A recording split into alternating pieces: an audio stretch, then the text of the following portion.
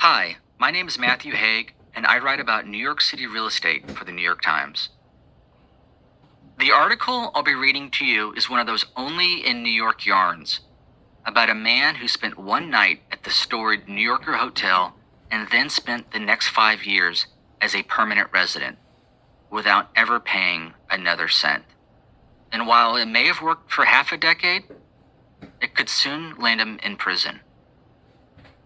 I came across the story of our main character, Mickey Barreto, a few hours after he had been arrested and arraigned in a New York City court for what prosecutors said was a wild scheme over many years to not just move into the New Yorker hotel, but to claim ownership of it. Mr. Barreto said that the main driver for staying in the hotel after all those years was a concern that he had developed that the hotel's owner, the Unification Church, was taking its income, including from the hotel, and sending it to North Korea. His theory, which he didn't have any evidence for, had maybe some truth to it. The church was started on the Korean Peninsula, and its founder was born in what is now North Korea. And over the years, even in recent years, the Unification Church, through its business interests, has operated in North Korea. The New York Times has even reported about the church's endeavors in North Korea. But any sort of definitive proof that money is funneling from the New Yorker hotel to North Korea has never surfaced. But Mickey Barreto believed it was absolutely true and felt like it was his duty as an American citizen to continue to fight the church and the hotel. So, here's my story. The hotel guest who wouldn't leave. On a June afternoon in 2018, a man named Mickey Barreto checked into the New Yorker hotel. He was assigned room 2565, a double-bed accommodation with a view of Midtown Manhattan almost entirely obscured by an exterior wall. For a one-night stay, he paid $200.57. He did not check out the next morning. Instead, he made the once grand hotel his full-time residence for the next 5 years, without ever paying another cent. In a city where every inch of real estate is picked over and priced out, and where affordable apartments are among the rarest of commodities, Mr. Barreto had perhaps the best housing deal in New York City history. Until now, that deal could land him in prison. The story of how Mr. Barreto, a California transplant with a taste for wild conspiracy theories and a sometimes tenuous grip on reality, gained and then lost the rights to room 2565 might sound implausible. Another tale from a man who claims without evidence to be the first cousin 11 times removed of Christopher Columbus's oldest son. But it's true. Whatever his far-fetched beliefs, Mr. Barreto, now 49, was right about one thing: an obscure New York City rent law that provided him with many a New Yorker's dream.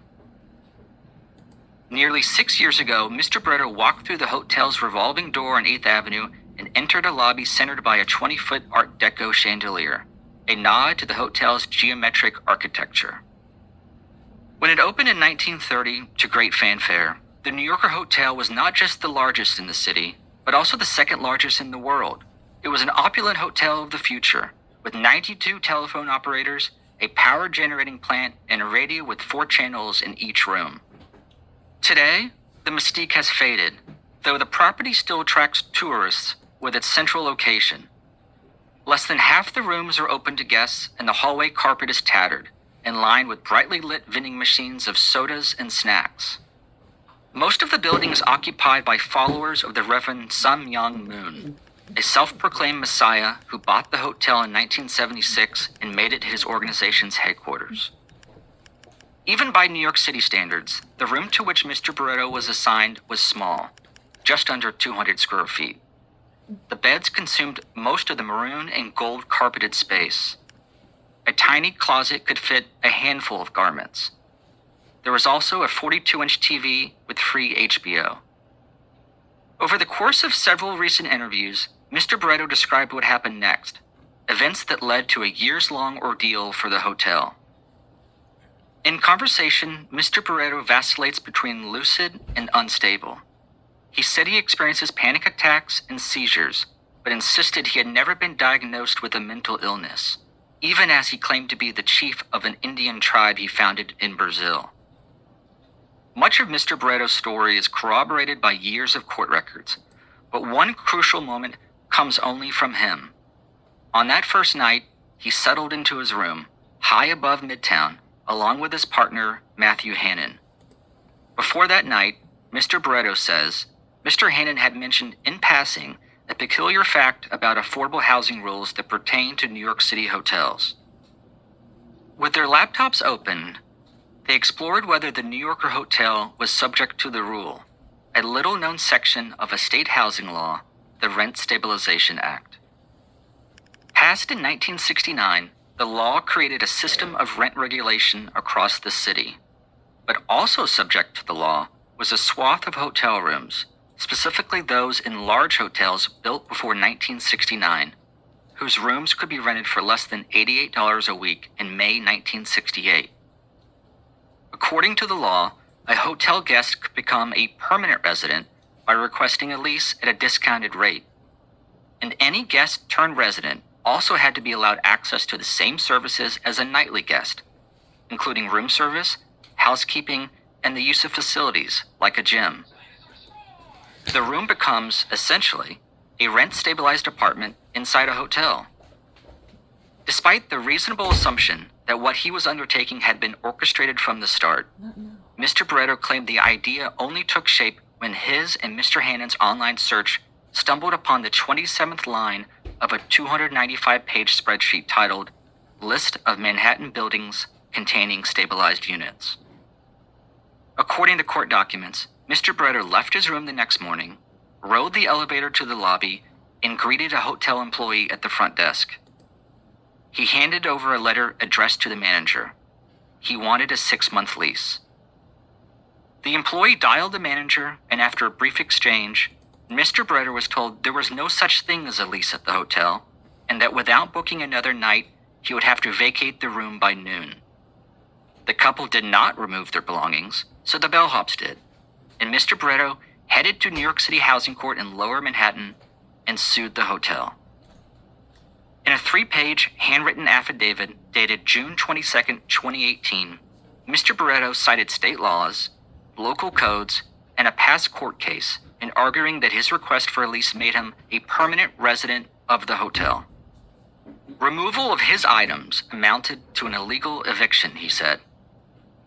At a hearing on July 10th, in the absence of any hotel representatives to oppose the lawsuit, the judge, Jack Stoller, ruled in Mr. Barreto's favor. Judge Stoller not only agreed with his arguments, he even cited the same case law as Mr. Barreto and ordered the hotel to restore petitioner to possession of the subject premises forthwith by providing him with a key. Mr. Barreto returned to room 2565 within days, now as a resident of the hotel, and soon as its new owner. Back in the room days after the ruling, the couple read Judge Stoller's ruling over and over. In it, there was no order that the hotel provide a lease, no limit on their stay, no suggestion that rent was due. But one word was mentioned throughout: possession. Mr. Barreto was given final judgment of possession. Mr. Barreto said he called the court to ask someone to explain what exactly that meant. You have possession, Mr. Barreto said he was told. You're not a renter. You have possession of a building. And how is possession of real estate recorded? In New York City, it is at the Department of Finance. With the judge's order in hand, Mr. Barreto and Mr. Hannon visited the department's Lower Manhattan offices.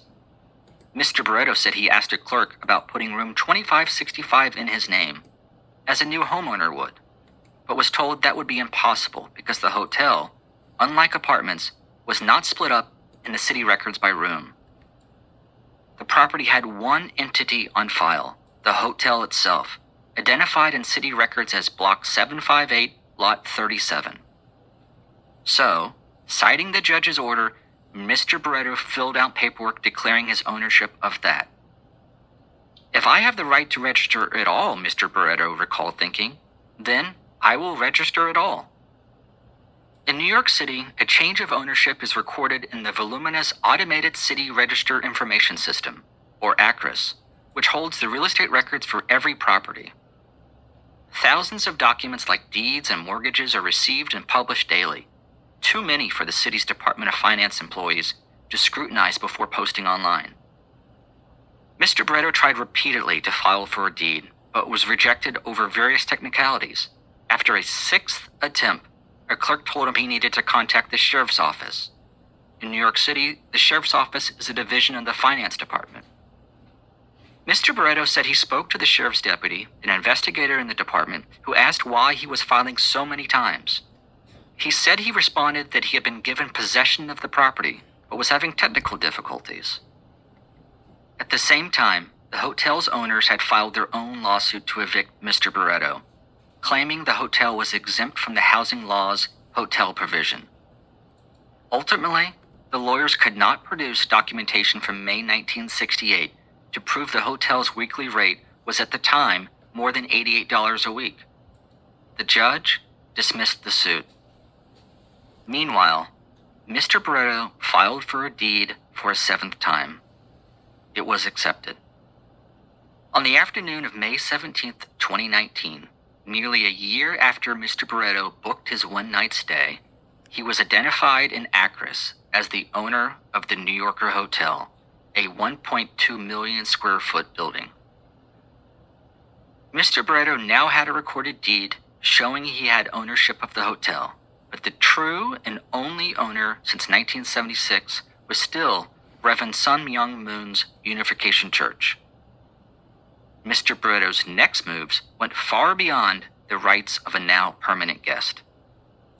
He immediately fired off an email to a lawyer for the hotel, demanding to know about the property's recent finances, and included a claim that he was owed $15 million in profits. "The payment is past due," he wrote, "and is due immediately." A few days later, another demand. The 38th floor needed to be cleared of guests. "I need to do an inspection of the building with my architect ASAP," he said. The lawyer quickly responded, "What are you referring to?" "I have ownership rights in that building," Mr. Barreto replied. "That's what I'm referring to." He also wrote about wanting to make upgrades, including to the revolving door at the hotel's entrance on 8th Avenue between West 34th and West 35th Streets. "That area looks like a war zone," he said. While the lawyer scrambled to file a lawsuit to revert ownership of the hotel, Mr. Barreto sent off an email to Wyndham Hotels and Resorts, which manages the property, notifying it that he now owned it. A Wyndham representative asked for a litany of legal and sales documents to be sent as proof. They were not. Mr. Barreto also sent a memo to M&T Bank, the hotel's lender, and asked for all accounts to be put in his name. They were not. Next, Mr. Barreto walked into the TikTok diner, which is connected to the lobby by double doors. He dropped off a letter addressed to the owners. Monthly rent checks, he wrote, should be sent to a new address, room 2565. One of the diner's owners, Alex Sergorgos, recognized Mr. Barreto. Since he moved into the hotel, Mr. Barreto, along with Mr. Hannon, frequently ate at the TikTok, a round-the-clock restaurant styled as a 1950s diner with neon lights, red booths, and a laminated menu. The two men often ordered breakfast, sandwiches, and chicken entrees, Mr. Skorgo said, and always paid in cash. They look like strange guys, he added. After reading the letter, Mr. Skorgos called the Unification Church, which told him to ignore Mr. Barreto's demand. The couple continued to eat at the restaurant, he said, and never mentioned the rent payments again. 2 days after Mr. Barreto walked into the TikTok, the lawyer for the hotel was in court, explaining the situation and pleading with a judge to issue an order to stop Mr. Barreto from representing himself as the owner. The lawyer, Matthew B. Meisel, said his law firm partners had never seen such an egregious set of circumstances.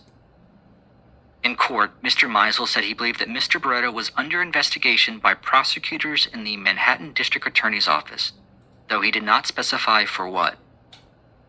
Across the country, it is not uncommon for overworked municipal recorders to accept property filings under the assumption that they are legitimate, and for real estate speculators to take advantage of the system. But Bill Lionheart, a lawyer who has represented many victims of deed theft in New York City, said he was stunned by the apparent ease with which Mr. Barreto transferred a 41-story Manhattan hotel into his name. "Boy," he said, "this takes the cake for the city's record department not paying attention." Representing himself in court, Mr. Barreto insisted he had done nothing wrong. "As for me proclaiming to people I was the owner, I only did that after I had the deed," he said in court. A few months later, the judge issued a ruling. "The subject deed is a forged deed by all accounts," he wrote. "Mr. Barreto did not own the property." But that was not the end. Despite the judge's ruling about ownership, Mr. Barreto was still a legal resident of the hotel. His home, room 2565, is near the end of a long, narrow hallway that zigs and zags from the elevators. Around the corner is room 2549, where Muhammad Ali spent the night in 1971 after losing the so-called fight of the century to Joe Frazier at Madison Square Garden. With no job, Mr. Barreto said, he spent hours in his room every day, researching his family's history in Brazil, where he was born and raised in the southern river town of Uruguaiana. He has an angular, youthful face and a military-style haircut, and fidgets with his clothes as he talks. A relative said that he excelled in school in Brazil, had never gotten into trouble, and moved to the United States in the 1990s. As a teenager, he was considered particularly gifted, the smartest child in the family. But in recent years, he developed an obsession with genealogy, claiming to have uncovered a direct connection to Christopher Columbus through Portuguese royalty. In civil court, he started to invoke the explorer's name. "My family name, Muniz Barreto Columbus," he wrote in a 2021 filing. Mr. Barreto also delved into the Unification Church's origins on the Korean Peninsula, its expanding economic interest on other continents, and its business connections with North Korea. He started to believe that leaders of the church were sending its income, including from the hotel, to North Korea in violation of sanctions imposed by the United States. In an interview, Mr. Barreto said that his concerns about the finances of the religious organization became the main driver for staying in the hotel. He called it his patriotic duty as an American citizen, likening his efforts to someone having been able to stop one of the hijackers before the September 11th attacks. "I'm sorry I disrupted your attempt to finance weapons of mass destruction," Mr. Barreto said. "It's Mickey Barreto versus North Korea." While Mr. Moon, who died in 2012, was born in what is now North Korea, his church's current ties to the country are unclear. It once operated factories and a hotel there. The church came under intense scrutiny in Japan after the 2022 assassination of Shinzo Abe, the former prime minister. The alleged killer believed Mr. Abe had ties to the church, which has long been accused of preying on vulnerable people for donations, in Japan and elsewhere. Mr. Barreto voiced similar claims to relatives about both the church and his family's genealogy, leaving them confused about whether his statements were tethered to reality.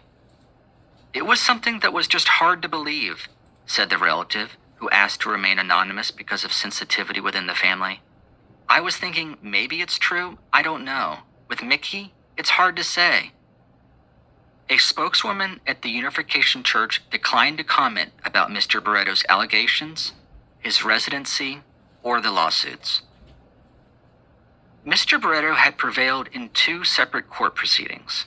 He had a right to a rent-stabilized lease for a room at the New Yorker Hotel.